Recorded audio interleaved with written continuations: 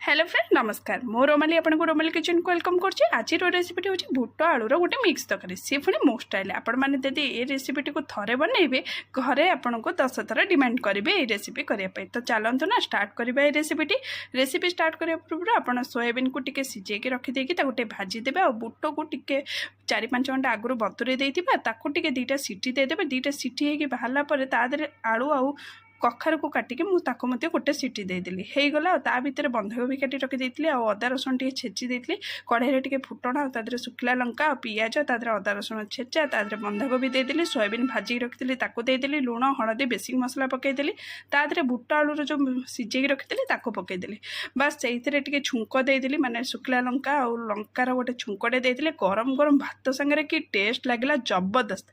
घरे थे बनई खातु आ यार टेस्टा केमी लगे कमेंट करने को जमा भूलें। रही देखा गोटे नेक्स्ट वीडियो रे।